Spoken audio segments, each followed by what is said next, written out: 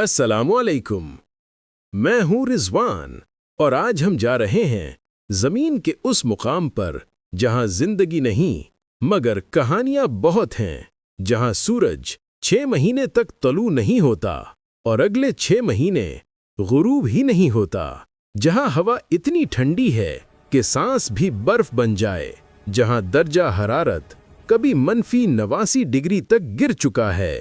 یہ ہے دنیا کی سب سے خاموش مگر سب سے پراسرار جگہ۔ ویڈیو شروع کرنے سے پہلے اگر آپ نے میرا چینل سبسکرائب نہیں کیا تو جلدی سے سبسکرائب کریں اور ویڈیو کو لائک کر دیں۔ شکریہ۔ انٹارکٹیکا، ایک ایسی سرزمین جو برف کے لبادے میں چھپی ہوئی ہے، جہاں سفید موت کی طرح پھیلی ہوئی ہے، جہاں انسان کا وجود ایک لمحے میں ختم ہو سکتا ہے۔ یہ جگہ زمین کی آخری سرحد ہے، جہاں سب کچھ رک جاتا ہے، وقت، آواز، حتیٰ کہ زندگی بھی۔ انٹارکٹیکا زمین کے رقبے کا تقریباً 10% حصہ ہے، مگر حیرت انگیز طور پر دنیا کی 90% برف صرف اسی ایک جگہ موجود ہے۔ یہی نہیں، دنیا کے 70% میٹھے پانی کا ذخیرہ بھی اسی برف میں قید ہے۔ یہ زمین کا سب سے خشک، سب سے ٹھنڈا اور سب سے اونچا براعظم ہے۔ یہاں نہ کوئی درخت اگتا ہے، نہ کوئی بادل برستا ہے، یہاں صرف برف ہے، خاموش، بے حرکت، لیکن وقت کی کہانی سناتی ہوئی۔ یہ براعظم کسی ملک کی ملکیت نہیں ہے، یہ صرف سائنس کا ہے، تحقیق کا ہے اور انسان کے تجسس کا ہے۔ یہ واحد جگہ ہے جسے دنیا نے جنگ اور سیاست سے پاک رکھا ہے۔ ایک معاہدہ، انٹارکٹک ٹریٹی، جسے 1959 میں سائن کیا گیا، اس کے تحت یہاں کوئی ایٹمی تجربہ نہیں ہوگا، کوئی فوجی سرگرمی نہیں ہوگی اور کوئی ملک یہاں پر قبضہ نہیں کر سکتا۔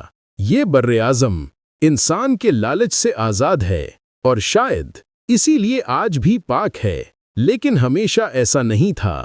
کبھی انسانوں کے لیے یہ جگہ ایک معمہ تھی، ایک افسانہ۔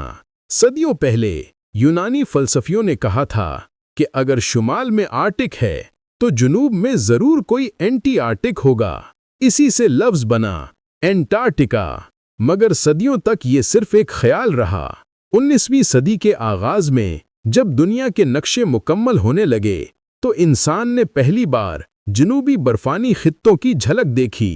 1820 میں روس، برطانیہ اور امریکہ تقریباً ایک ہی وقت میں انٹارکٹیکا کے کنارے پہنچے، لیکن برف کے اس جہان میں داخل ہونا ناممکن تھا۔ جہاز تباہ ہو جاتے، ہوا کے شور میں آوازیں گم ہو جاتیں اور سمندر کی برف ہر چیز نگل جاتی، پھر بھی انسان باز نہیں آیا۔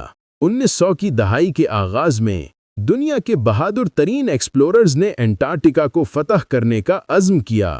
Ernest Shackleton, Robert Falcon Scott اور روالڈ اموندسن، یہ وہ لوگ تھے جنہوں نے زندگی کو داؤ پر لگا کر جنوبی قطب تک پہنچنے کی کوشش کی۔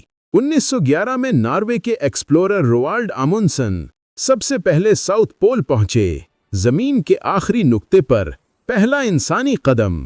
وہاں صرف برف تھی، ہوا تھی اور ایک جھنڈا، ناروے کا۔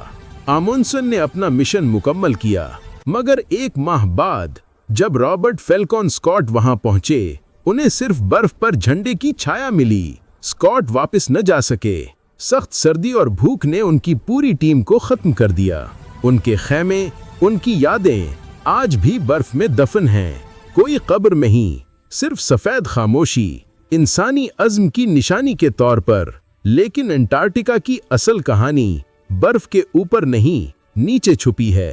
یہ برف کئی کلومیٹر موٹی ہے اور اس کے نیچے ایک مکمل براعظم ہے، پہاڑوں، وادیوں، ندیوں اور جھیلوں کے ساتھ۔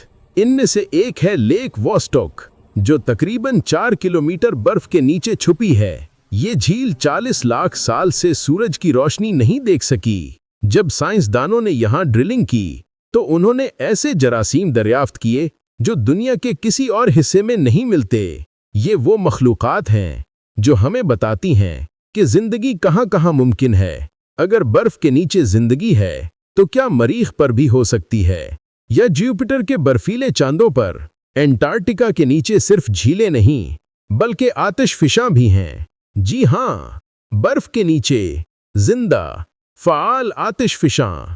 सबसे मशहूर माउंट इरिबस, जो आज भी लावा उगलता है। ये वो मंजर है जहां आग और बर्फ एक साथ रहती हैं, जहां एक तरफ -50 डिग्री की सर्दी और दूसरी तरफ 1000 डिग्री गर्म लावा। कुदरत का तवाज़न अपनी इंतहा पर। आज अंटार्कटिका में कोई मुस्तकिल रिहायशी नहीं, यहाँ सिर्फ साइंसदान रहते हैं। तकरीबन 4000 गर्मियों में और 1000 सर्दियों में ये लोग फिजा की तब्दीली और जमीन की तारीख पर तहकीक करते हैं। बर्फ के अंदर मौजूद कार्बन की तहें हजारों साल पुराने मौसमों की याद दिलाती हैं।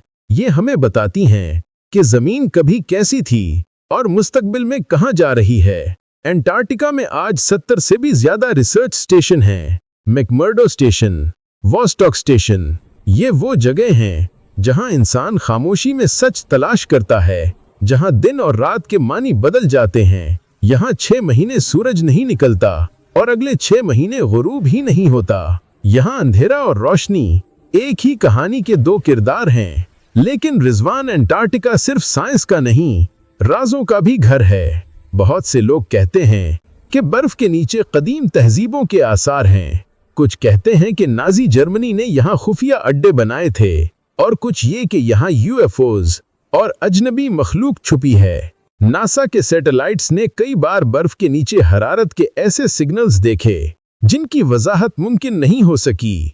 कुछ कहते हैं कुदरती हरारत है, कुछ कहते हैं कुछ और, लेकिन एक सच सब मानते हैं, ग्लोबल वार्मिंग।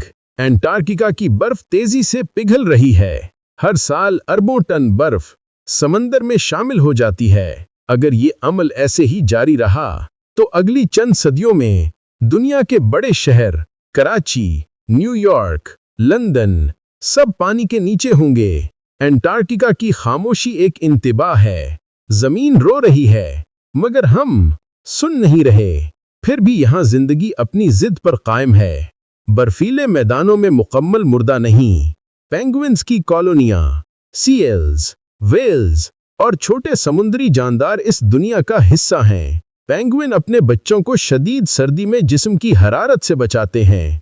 ये मखलूक हमें बताती है कि जिंदगी वहां भी मुमकिन है जहां मौत का राज हो। अंटार्कटिका हमें इंसान होने का सबक देता है। ये जगह हमें याद दिलाती है कि इंसान जितना भी ताकतवर हो जाए, कुदरत हमेशा बड़ी रहेगी। यहाँ जब हवा चलती है तो वो सिर्फ हवा नहीं होती, वो जमीन की सदियों पुरानी कहानी सुनाती है। ये कहानी बर्फ में लिखी है, खामोश लेकिन जिंदा। जब तुम कुतुब जुनूबी के मैदान में खड़े होते हो तो लगता है जैसे वक्त रुक गया हो। आसमान खाली, जमीन सफेद और तुम अकेले।